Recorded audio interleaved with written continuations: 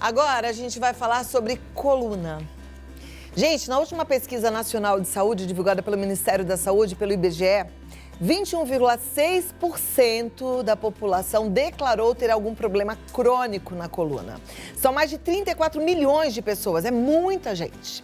E para conhecer quais são os problemas mais comuns da coluna, como tratar e também como prevenir, eu converso com o ortopedista do Hospital Albert Einstein, membro da Sociedade Brasileira de Ortopedia e de Coluna, com 21 prêmios em congressos nacionais e internacionais, livro publicado, Doenças da Coluna, por exemplo, Dr.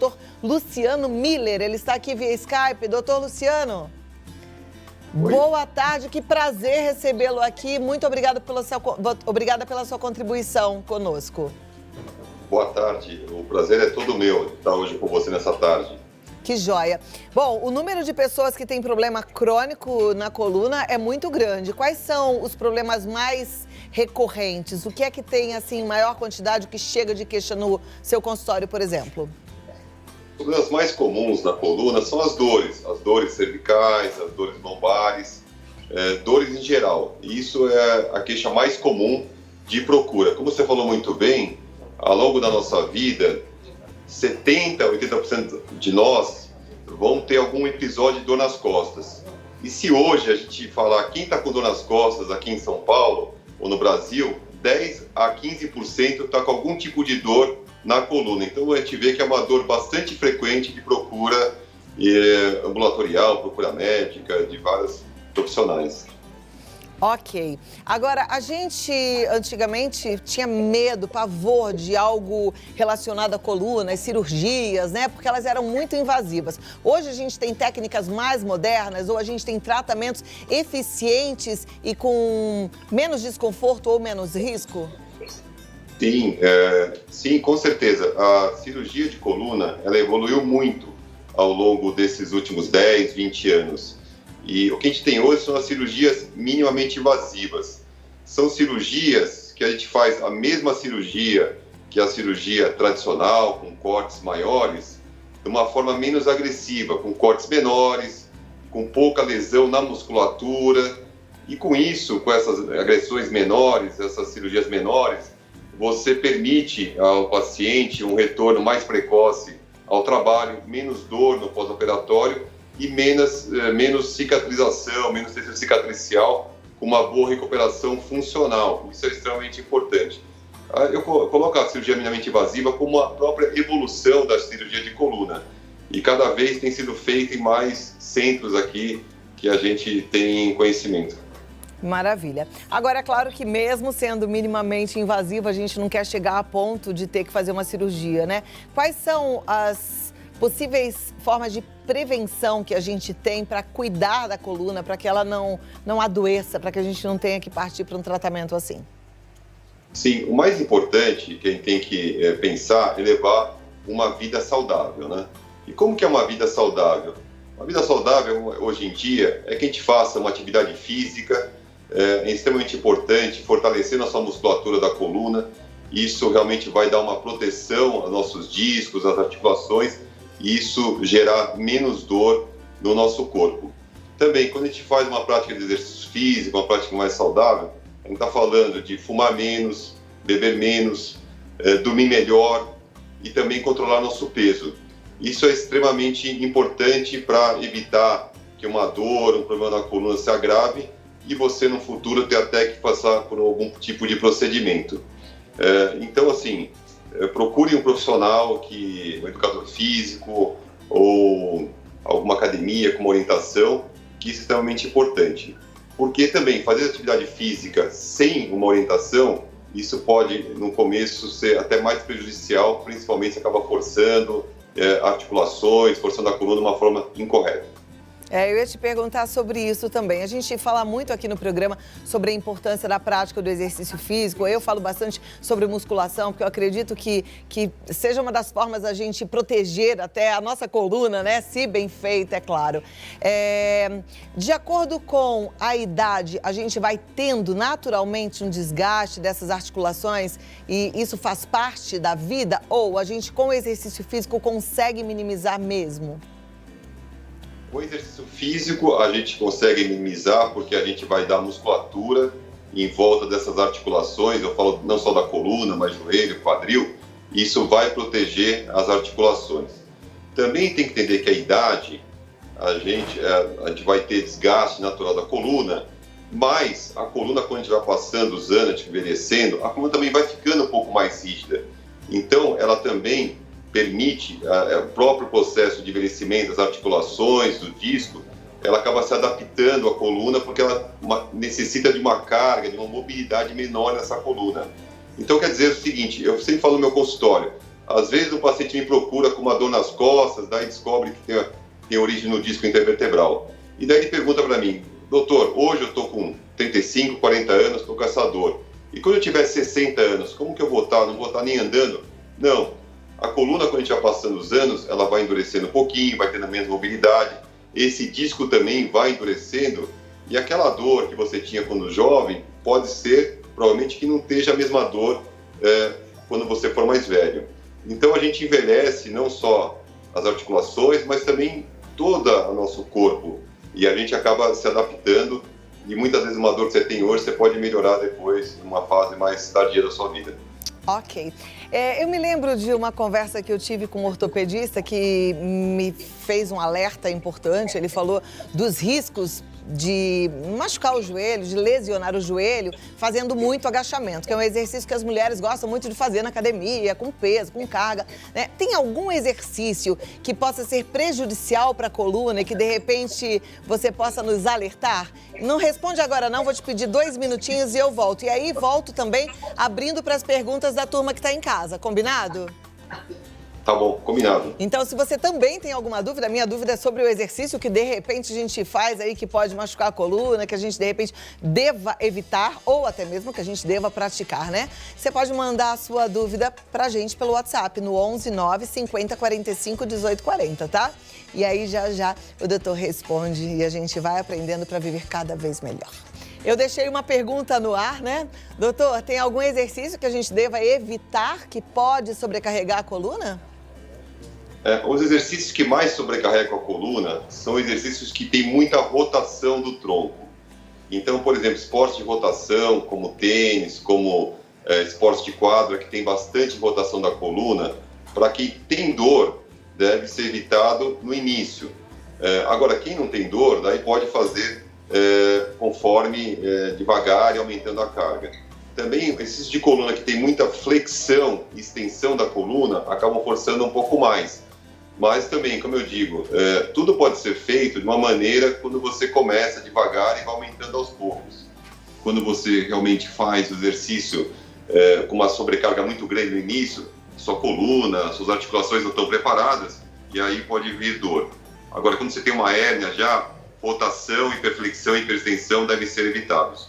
Perfeito, muito obrigada. A gente já tem algumas perguntas, vou pedir para entrar já a primeira na tela e aí eu quero ver a resposta.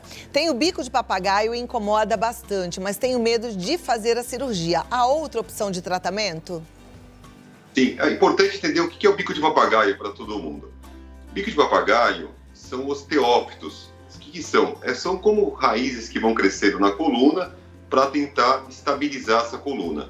Então faz parte o bico de papagaio do envelhecimento natural do corpo. Todo mundo vai ter bico de papagaio, porque isso faz parte da natureza. Só que algumas pessoas, esse bico de papagaio acaba crescendo para dentro do canal onde passa o nervo. E daí sim começa a pegar o nervo e irradiar a dor para a perna. Quando a dor é irradiada para a perna e você tem um diagnóstico de bico de papagaio pinçando esse nervo, geralmente esses casos têm uma tendência maior a ser cirúrgicos.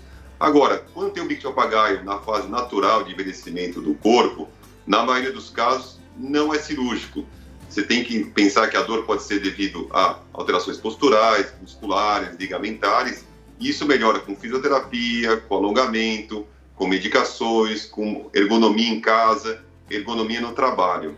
E isso realmente é a melhor forma de tratar inicialmente esses casos de bico de papagaio que dói a coluna, sem radiação para a perna ou para o braço. Tá joia, muito bom. Próxima pergunta, então, Foi bom ele lembrar da irradiação. Daqui a pouco a gente fala sobre irradiação de pernas e braços. Doutor, tenho síndrome de hipermobilidade benigna e já sofro com dores nos joelhos. Posso ter problemas na coluna também? Sempre pode ter problema na coluna, como eu falei no início e você colocou muito bem. A dor na coluna é muito frequente. 10 a 15% da população vai ter dor nas costas. Então pode ser que você tenha dor na coluna e não seja nem a causa dessa hipermobilidade.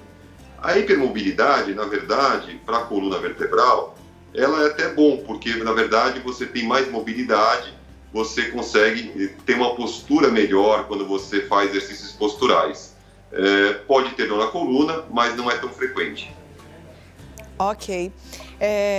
Hipermobilidade, então, não é uma patologia, é uma característica, é isso?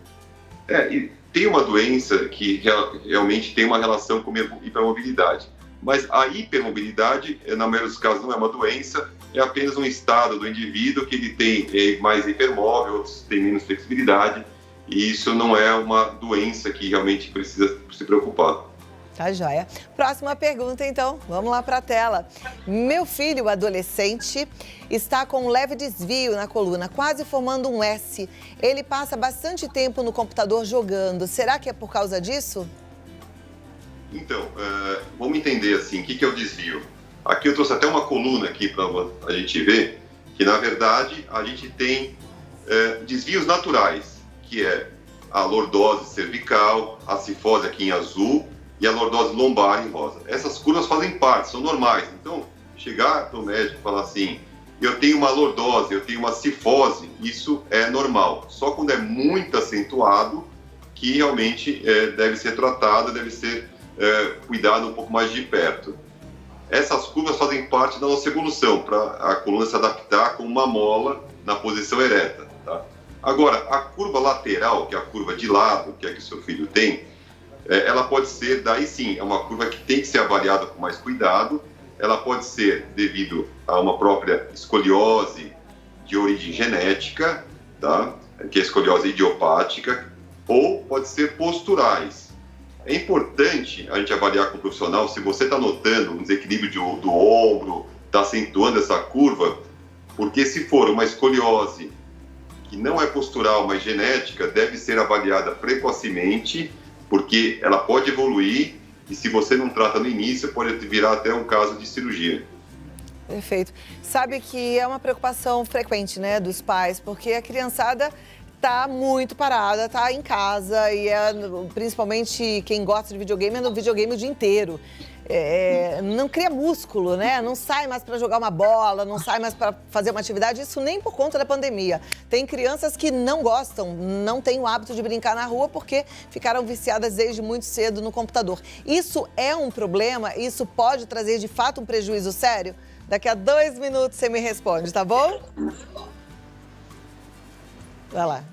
Já eu volto lá e a gente tem a resposta. Doutor Luciano, desculpa ter feito a pausa, eu precisava fazer essa entrega, mas ficou aqui a dúvida no ar, né? Eu fico prestando atenção, tem adolescentes que não saem de casa há anos, porque a brincadeira é o videogame, ele é sentado, muitas vezes é no chão, deitado na cama de qualquer jeito. A coluna, a gente até falou sobre essa má postura, mas e a formação dos músculos também, que eu acho que não deve acontecer da forma natural, né? Isso é extremamente importante. Eu acho que é um assunto que tem que ser muito alertado para os pais, que depois dos 10 até os 15, 16 anos, é onde a criança vai desenvolver a musculatura, vai desenvolver o tronco, a abertura do tronco, postura. E nessa fase da vida é importante a atividade física.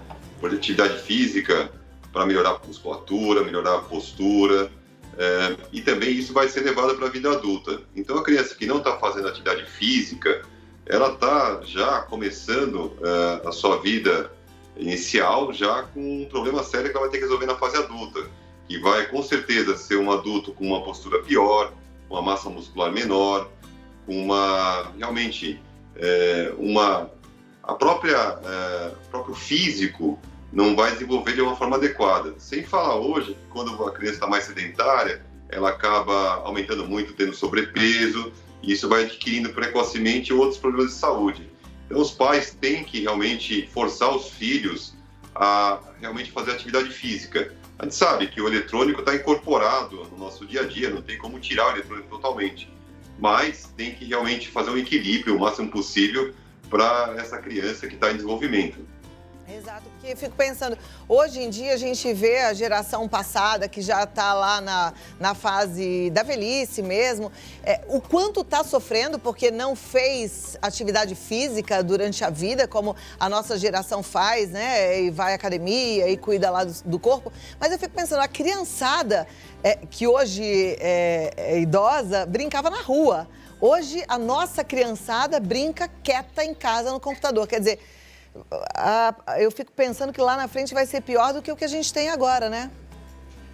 Sim, com certeza. Se te pensar que o celular que a gente utiliza de uma forma mais frequente, aos 25 anos, começou o celular, e a gente, assim, eu tenho 48 anos, então, eu que utilizo o celular, eu comecei com 22 anos, 23 anos a usar celular.